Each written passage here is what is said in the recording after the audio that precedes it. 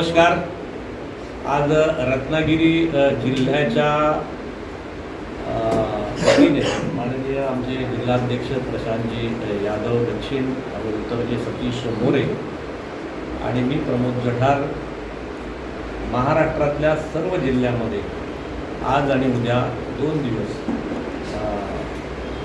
प्रेसच्या माध्यमातून जनतेपर्यंत पोहोचायचं असे संपूर्ण महाराष्ट्रभर सगळ्या नेत्यांना निर्देश आहेत। त्याप्रमाणे आपली आजची प्रेस ही रत्नागिरी जिल्हा संपूर्ण जिल्हा म्हणून आपण आज चिपळूणला प्रेस घेतो आहोत।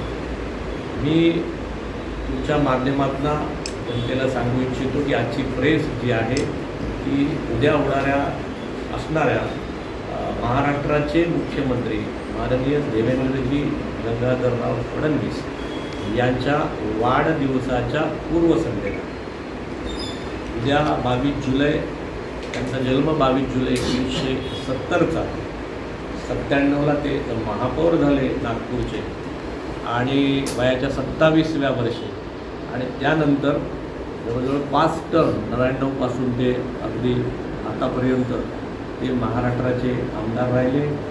2 वेळाला माननीय मुख्यमंत्री म्हणून त्यांनी शपथ घेतली, एकदा उपमुख्यमंत्री म्हणून शपथ घेतली आणि महाराष्ट्रातले सगळ्यात तरुण मुख्यमंत्री म्हणून त्यांचं नाव आहे। साधारणतः 2024ला आज आपण बसलो तर माननीय देवेंद्रजी फडणवीस साहेबांचं नाव जे आपण महाराष्ट्रावर घेतलं जातं तर प्रामुख्याने त्यांची कारकीर्द ही 3-4 गोष्टीने हायलाईट होते, ओळखली जाते।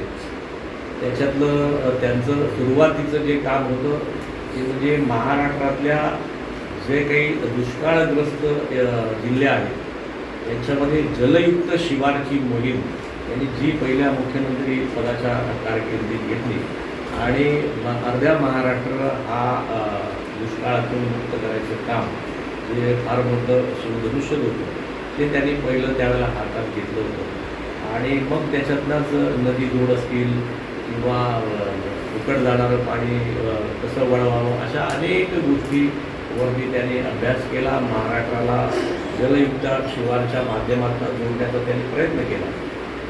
दुसरं त्यांचं फार मोठं काम म्हणजे जे काही रोड इन्फ्रास्ट्रक्चरमध्ये त्यांनी महाराष्ट्र जोडला, शहराला जोडला, शहराला खेड्याला जोडला आणि मोठं काम म्हणजे सांगायला हरकत नाही मुंबई नागपूर समृद्धी महामार्ग त्यावेळेला अनेक मंडळींनी विरोध केला होता।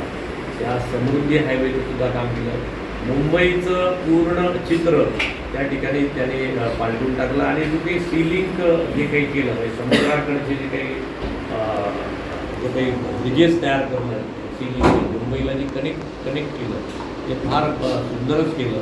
त्यामुळे मुंबई हे एक जागतिक दर्जाचं शहर म्हणून आता लोक बघायला येतात। अनेक पर्यटक त्या मुंबईच्या सिलिंगवरून फिरायला येतात की ते फार अद्भुत असं त्या ठिकाणी झालं। आणि त्यानंतरचा आपण मुंबई पुण्या जोडणारा जो काही पूर्वी त्याला मिसिंग लिंक म्हणायचे पण आता त्याला कनेक्टिंग लिंक म्हणतो ते पण एक फार मोठं काम हे पुन्हा मुंबई प्रवास हा पूर्वी मला आठवतं आम्ही तरुण असताना हा मुंबई पुणे 7-8 तास लागायचे। जेवढा कोकणात यायला वेळ जातो तेवढा पुण्यात जायचा, मग तो 5-4 तासावर आला। आता 1.5 तासावरती तो 1.5 तासावरती विषय आला। मेट्रोचे जे प्रकल्प झाले मुंबईमध्ये, मुंबई पुणे नागपूर या मेट्रो आता आणि मुंबईत एवढा पाऊस पडला परंतु मेट्रोमध्ये काही त्रास झाला नाही। अप्रतिम असं म्हणजे अगदी परदेशात असलेल्या शहरासारखं मेट्रो बघायला मंडळी मुंबईत येतात।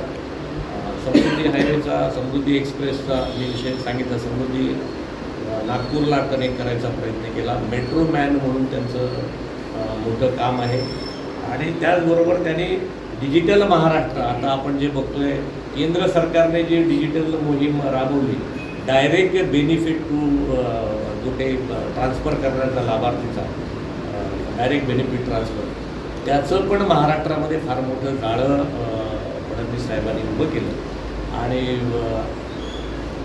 त्यांनी त्यांच्या 2 कारकिर्दीमध्ये तर त्यांनी शेतकऱ्यांना कर्जमाफी दिलीच, परंतु आज सांगायला हरकत नाही की कालच्या झालेल्या विधानसभेच्या अधिवेशनामध्ये महाराष्ट्रातली सगळ्यात मोठी जी काही कर्जमाफी, त्याला सरसकट 2 लाखापर्यंत कर्जमाफी फडणवीसांनी कालच्या अधिवेशनामध्ये जाहीर केली.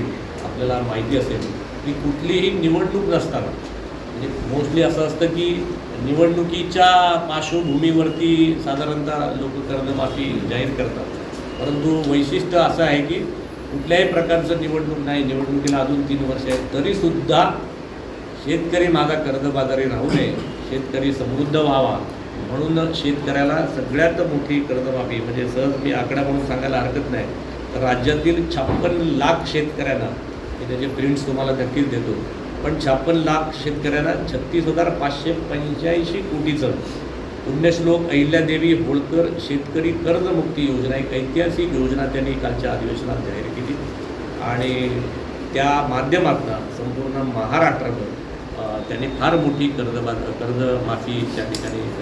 आता ही थकबाकी माफी नाही आहे, ही कर्जमाफी, म्हणजे जे काही वरचं थकबाकी आहे तीच माफी नाही, पण ज्याने घेतलेलं कर्ज आहे ते पण 2 लाखापर्यंत त्यांनी माफ करायचा निर्णय कालच्या अधिवेशनात झाला. आणखीन त्याबरोबरच आणखीन तुम्हाला एक मोठी गोष्ट सांगायला हरकत नाही, ज्याच्यासाठी आज आपण जमलो आहे, ते म्हणजे जवळजवळ 48,000 कोटीची वीज बिल माफी त्यांनी, तो पण निर्णय झालेला आहे. आणि यामुळे शेतकऱ्यांची जी काही वीज बिल थकीत होतं ते सगळं वीज बिल माफी त्या ठिकाणी महाराष्ट्रातल्या शेतकऱ्यांना केली. 7.5-7 हॉर्स पॉवरपर्यंत जे काही शेतकऱ्यांना वीज बिलाचे पंप वापरतात, जवळ 48,000 कोटीची, म्हणजे थोडक्यात वीज बिलाच्या जी काही थकबाकीची जी पाटी पुरी करून टाकली.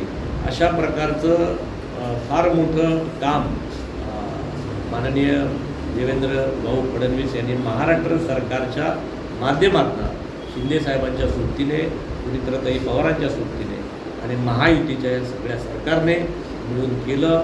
म्हणून आजच्या आमच्या या प्रेसच्या माध्यमातून त्यांना आम्ही शुभेच्छा तर देणारच आहोत. त्यांना परमेश्वर शतायुषी करू, ते महाराष्ट्रात तर त्यांचं कर्तृत्व आणखीन चांगलं होऊ दे. उद्या अगदी ते देशात गेले तरी ते देशाच्या मोठ्या पदावरती जाऊ देत, असे पण आम्ही शुभेच्छा देऊ. कारण हा शेवटी भारतीय जनता पक्ष हा असा पक्ष आहे आणि महाराष्ट्राच्या आमच्या प्रदेश अध्यक्षांनी एक संकल्पना जाहीर केली त्यांच्या वाढदिवसाच्या निमित्ताने, की माननीय देवेंद्रजींच्या वाढदिवसानिमित्त आमचे लाडके प्रदेशाध्यक्ष रवींद्र भाऊ चव्हाण यांनी आम्हाला सांगितलं की आपल्या संपूर्ण महाराष्ट्रामध्ये जेवढे बूथ आहेत, जेवढी मंडलं आहेत, 1271 मंडलं आमची साधारणतः आहेत, या सगळ्या 1271 मंडलमध्ये ॲव्हरेज 100 बॉटल रक्तदान आपण सगळ्यांनी करायचं आणि 1 लाख पिशव्या, ज्याला बॉटल्स आपण म्हणतो आपल्या भाषेत आणि पिशव्या, 1 लाख पिशव्यांचं संकलन आम्ही करायचा निश्चय आम्हाला हे दिला रवींद्र भाऊ चव्हाण साहेबांनी, आमच्या प्रदेश अध्यक्षांनी. आणि संपूर्ण महाराष्ट्रभर भारतीय जनता पक्षाचे कार्यकर्ते कामाला लागले. आजपासूनच त्याची सुरुवात झाली. आज गुहागरला आम्ही आणि सतीशजी आणि आमच्या सगळ्या कार्यकर्त्यांनी आज गुहागरपासून रक्तदानाच्या मोहिमेला सुरुवात झाली आणि उद्यापासून आमच्या दक्षिण आणि उत्तर रत्नागिरीच्या दोन्ही माझ्या माहितीप्रमाणे 19 मंडलं, यांची 12 मंडलं आणि तुमची 7 मंडलं, बरोबर ना, 19 मंडलं, म्हणजे साधारणतः आमचा अंदाज आहे की 2000 बॉटल्स आमच्या त्या ठिकाणी जमा होण्याचा आम्ही संकल्प केला आणि महाराष्ट्रातनं जवळजवळ 1 लाख पिशव्या या गरजू जे काही पेशंट्स असतील, आजारी माणसं असतील, या सेवा कार्यातनं, म्हणजे देवेंद्रजींना आपला वाढदिवस साजरा केलेला आवडत नाही. मागच्या बैठकीमध्ये जेव्हा हा विषय निघाला तेव्हा देवेंद्रजींनी सांगितलं की माझा वाढदिवस कोणी साजरा करू नका, पोस्टर बॅनर लावू नका, गरिबांना मदत करा, शेतकऱ्याला मदत करा, दुःखी दरिद्री बिचारा कोण असेल, रंगल्या गांधीला त्याला मदत करा. आणि मग त्या दिवशी आमच्या मागच्या बैठकीमध्ये आम्ही सगळ्यांनी असा निर्णय घेतला प्रदेश अध्यक्षांच्या अध्यक्षतेखाली की फडणवीस साहेब, हा वाढदिवस तुमचा नसून हा महाराष्ट्राच्या आमच्या मुख्यमंत्र्याचा आणि भारतीय जनता पक्ष महायुतीच्या या सगळ्या मुख्यमंत्र्याचा आहे. त्यामुळे आम्हाला गरिबांच्या सेवेसाठी रक्तदानाचं फार महत्त्व आहे आणि त्या 1 लाख बॉटल्स आम्ही जमा केल्या तर त्या गोरगरिबापर्यंत पोहोचतील. अनेक पेशंटचे, अनेक गरिबांचे, रुग्णांचे प्राण वाचतील म्हणून आम्ही ही मोहीम राबवायची घेतलेली आहे आणि ती मोहीम आपल्या माध्यमातून सुद्धा जनतेपर्यंत पोहोचावी म्हणून मी माझ्या दोन्ही जिल्हाध्यक्ष, माझे जनरल सेक्रेटरी, माझा गटनेता आणि माझे सगळे नगरसेवक या सगळ्यांच्या सोबतीने आम्ही तुमच्या प्रेसच्या समोर आलेलो आहोत. भविष्यामध्ये या सिंधुदुर्ग, रत्नागिरी, रायगड, माझ्याकडे जबाबदारी पालघर ते सिंधुदुर्ग आहे आणि प्रामुख्याने रत्नागिरीचा प्रभार थोडा जास्त आहे.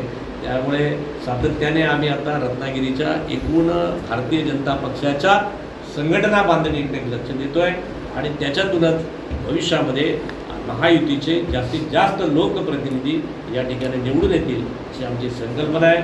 आजची संध्याकाळ, आज की शाम हे सब देवा भाऊ के नाम है. त्यामुळे आजच्या या संध्याकाळी प्रेसमध्ये माननीय देवेंद्र फडणवीसला आम्ही सगळ्या कार्यकर्त्यांच्या वतीने खूप खूप शुभेच्छा देतो. त्यांना अभिष्ट चिंतन त्यांचं म्हणतो. बरोबर मंडळी? यस.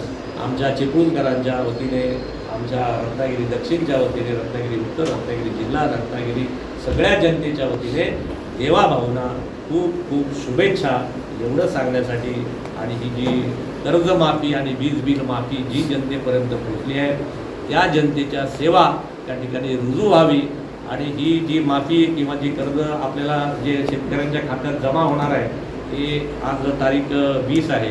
20 आहे, 21 आहे. या आठवड्यापासून डायरेक्ट बेनिफिट ट्रान्सफर शेतकऱ्यांच्या हा महिना संपण्यापूर्वी प्रत्येक शेतकऱ्याच्या खात्यामध्ये अशा प्रकारचे 2 लाख रुपये सरसकट जमा होतील.